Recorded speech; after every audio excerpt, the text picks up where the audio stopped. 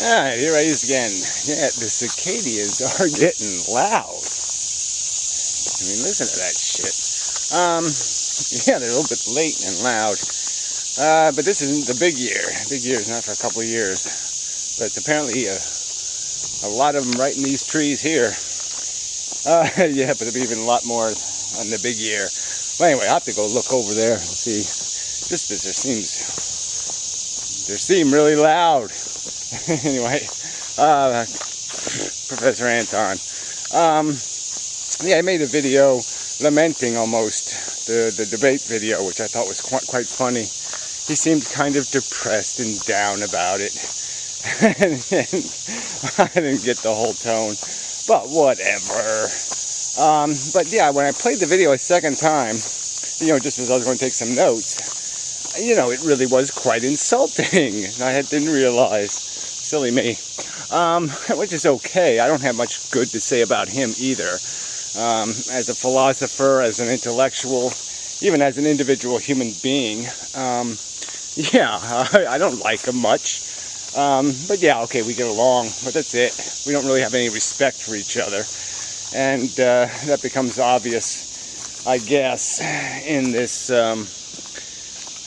it flavors, let's say, and satisfies what is the impulse, which is for these phantasmagoricals. Because the only hope they have is to tarnish me. They can't argue the philosophy, so they have to argue me. And it's just such a crock of shit. So anyway, this is one of the things he said. Breathing for yet unborn puppies because they have a thorn in their paw and will suffer. This is how he describes what people are concerned with, or what I'm concerned with. Then I'm worried about a few unborn puppies that will get thorns in their paw in the future. I mean, I have to just pause there because my brain says, wait a minute, that can't be something that isn't just, mocked as the most ludicrous description of what the human race may well be facing in the future. To compare nuclear war, annihilation of civilization, brutal, hard, cold, dismal, black life on this planet for sentient creatures, and this is how he describes it. A puppy's got a thorn in its fucking paw. Amazing. And even to do that with the idea that there will be, even if we don't blow civilization to shit, there will be millions of people enduring harsh, brutal death by natural causes and unnatural, through treatments for disease and cures for disease and all the rest of it. Nasty, nasty shit out there. And this is how he describes it. A puppy with a thorn in its paw. So the word suffering, he can't acknowledge as existing or meaning anything. So we can't even bother. No point in even using the word, because these people will not acknowledge its existence. So I will always try to use the word misery, and let's see if they can turn that into absolute shit. See if they can pretend that misery means, oh, that log has a headache, or some other kind of bizarre bullshit. Just amazing how these people can laugh at suffering of others. Of course, it's always of others. I don't see him with his brain surgery scar anywhere. I mean, this is just such a pile of shit. These people who have apparently lived very, very lucky lives, and they sit there and mock the horrors that people experience. It just scares the shit out of me that these fuckers are as numerous as they are. But it does explain why life is so fucking idiotic. It's these morons running this show. Too stupid for words, and you can't figure out what suffering means. You really can't. Man, you are fucking dumb. Maybe if somebody runs your dog over in the street and it's not dead, its spine is half broken, its hips crushed, and it's yelping for breath, blood coming out of its ears. I don't know. That probably wouldn't do it for you either, though. You'd just say, hey, what a funny cartoon. Look at the cartoon, it's bleeding. Oh God, I love it when that shit happens. Yeah, I don't know how close it has to get to home for you, fucker. But apparently it's going to have to get close for you to get it. Well, anyway, but the really irritating part of the whole thing, it's not so much the straw man bullshit, this preposterous recontextualization of what people are talking about. But again, it's this idea again that somehow I'm requiring people to have grief, or I'm requiring people to cry, or I'm requiring people to feel bad. Bull fucking shit. I don't give a fuck whether you have an emotion. I can say the word Holocaust. I can say 6 million Jews. Now, it might choose because you might have some images in their head and they might hurt you and you might feel bad, but I'm not asking you to. All I'm saying is just acknowledge the event. Acknowledge that it's not a good thing that the human race had to endure that hardship. Now, yeah, I'm stunned in grief. No, I can't walk anymore. I can't do anything. Oh, no, I'm just going to have to lie down here on the ground. Yeah, I can't go any further because I talked about something unpleasant and it has completely devastated me. I'm emotionally devastated. I can't live anymore. Yeah, I'm overwhelmed because I acknowledge the existence of something preposterously stupid. Wasteful suffering. So you can't talk about a fucking tidal wave, you can't talk about anything, because if you don't have a fucking emotion, you can't talk about it. Is that your argument? Well, it's a bullshit motherfucking piece of crap. It's an argument. No one's asking you to feel a motherfucking thing, cunthead. Alright? What we're asking you to do is acknowledge the existence of things. Okay? The existence of literally billion people living in shit. And what it means, what it represents, okay, as a fact on this planet. Acknowledge that you sure as hell don't want to be a baby elephant getting eaten alive by lions. No, I don't think you want to do that. I don't think you want to have that conscious experience. That conscious experience, you might even pay money not to experience it. I wonder if I put it to you, you know, here, professor, you got to pay me, okay? You're going to get eaten by fucking lions alive. That's right. I'm going to make sure you stay alive for a good 10 minutes of it. And they're going to have your fucking organs on the floor chewing on them. And you're going to be fucking watching it, you fucker. Yeah. And so now you got to pay me for that not to happen. Okay? How much you going to be willing to pay, Professor? You willing to pay $1 million? $1 billion if you had it? I think you might. You fucking cunt. God, this is such bullshit. This fucking... It's just such a it's so goddamn dishonest is what it is. I mean, it's just overtly dishonest. So anyway, I'm going to play the last part of his video where he really gets insulting. But he makes this argument from popularity in it. And you're just like, I can't believe he just did that. And then he apologizes for making the argument from popularity. You know, he says, oh, I know it has no credibility, and I don't want to be arguing for popularity. And then he does it. That's all he does. He just says, oh, well, you must be crazy because everybody else says you are. I mean, fuck you. It's such a cheap pile of shit. So if I went by the comments on my video, I mean, I gave you the courtesy of having the video on your channel. I mean, I posted it on my website, not on my channel. And, yeah, so if I posted the whole fucking thing on my channel, then I could have a whole bunch of my commenters talk about what a douchebag you are. That would prove something. And the fact is, my commenters are a little bit too courteous to talk shit about you on your own fucking video. Yeah, I guess if I asked them to, if you want me to even up the score some more, you know, just to even it up, you know, you want to have a commenter competition and see how much my commenters can rag on you personally, yeah, let's do that, asshole. I mean, fuck you. I should give a fuck what your vacant, retarded, empty-headed, moronic commenters think. They don't fucking think. They keep talking about their open minds and their ability to accept new knowledge and and their golden magical something or other, hope and beauty and love, that's all they talk.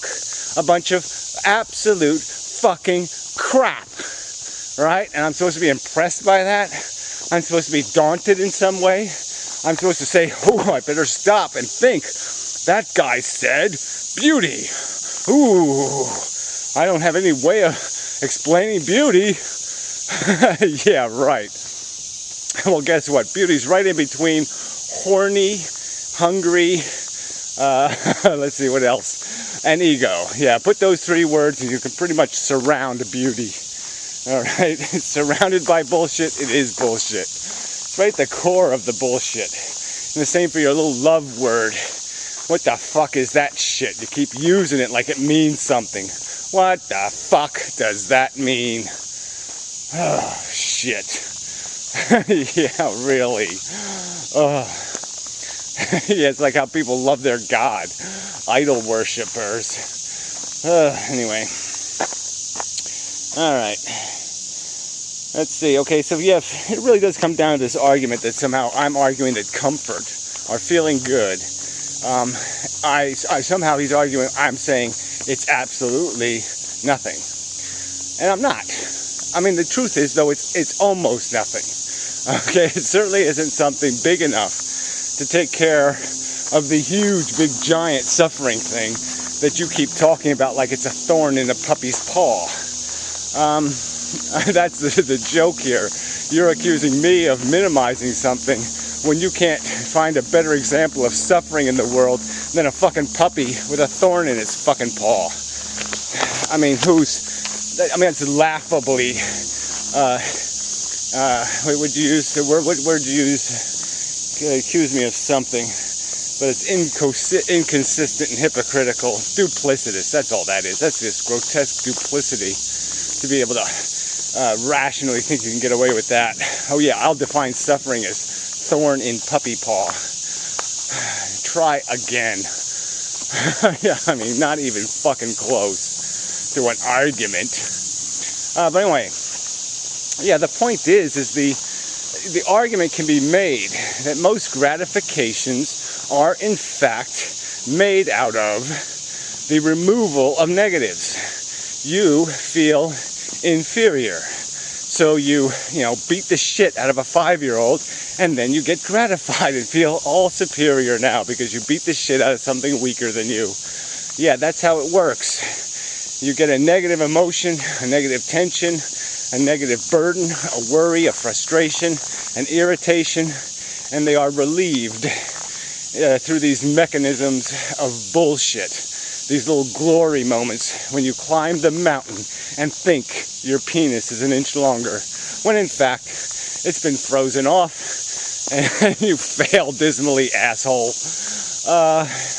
I mean, what a joke. All these synthetic heroes trying to gain points in any sneaky backdoor way possible. They can't fight the real fight, so they find some fake fight to go win, just so they can march around with their arms in the air and do their little Rocky dance and say, I am someone. No, you're an asshole. Jesus. So anyway, yeah, so that argument is going to be one that's going to have to be picked at. It is hard to see. It's like a little tiny microbe in the microscope. You got to work on the focus and you got to work on the light to be able to see what the value of satisfaction is and what the value of suffering is, to understand their context. But it's doable. And when you get it right, you'll see that the suffering is a gigantic monster and your little trivial gratifications are the crumbs at its feet. They're prints. They're not even a real thing. They're just little shadows and footprints. They have no power to make up for the damage done. Because they're all needs, gratifications, and satisfactions made first out of deprivation that doesn't need to exist, which is the key argument here. Ugh. Disgusting. Yeah, you have to look at your comfort as an unnegative. That's what it is. It's not a positive. It's just an unnegative. It's the removal of the negative state. That's what comfort is. That's what being comfortable is. You don't have gas, and you don't have an achy shoulder, and your back doesn't hurt, and you don't have a naggy wife memory in your head, and you don't have the, oh fuck, I don't have enough money to pay that bill. And yeah, you don't have all these little burdens, worries and frustrations. And when all that shit's gone, you got what's called comfortable. That's right. So it's an unnegative. It's not a positive. It can't compensate for the 6-year-old kid with leukemia. It just can't. Let's see.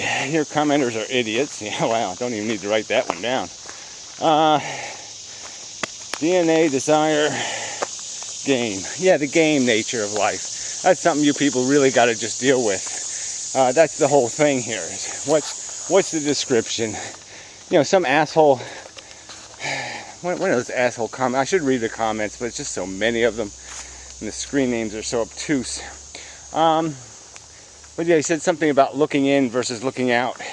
And the point is, you have to understand this is a game. So let's metaphor it to chess or something else. Now, I can be a pawn, or I can be a knight, or I can be a bishop. Now, all of those things have liabilities.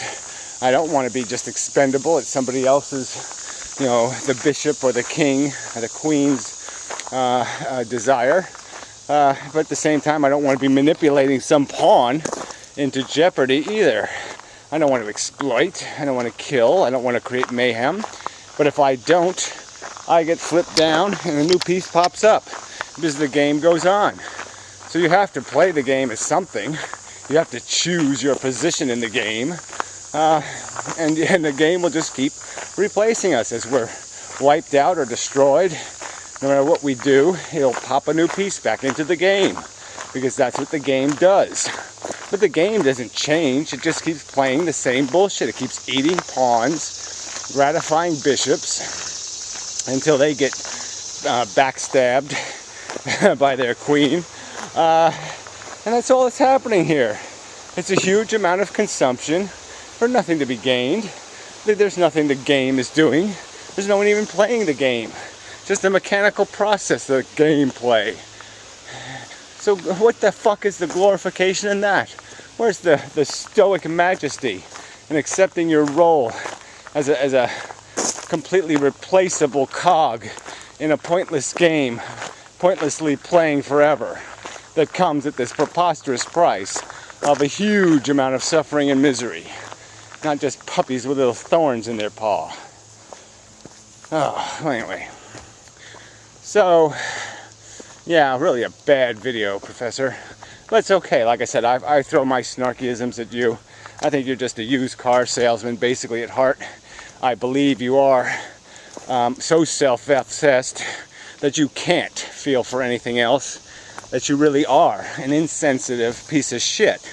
Because you can't be this stupid. Nobody calls suffering a thorn in a puppy's paw. You have to be bizarrely insensitive to think that's an adequate definition of suffering on planet Earth. So fuck you. You're a masochist, a sadist, and a fucking lunatic. Yeah, period. You know, and eventually that'll be the majority opinion, and then I'll just point it out to you. No need to think. No need to defend it logically. I'll just point out that everybody thinks you're an asshole. So I guess you're an asshole. Fuck you.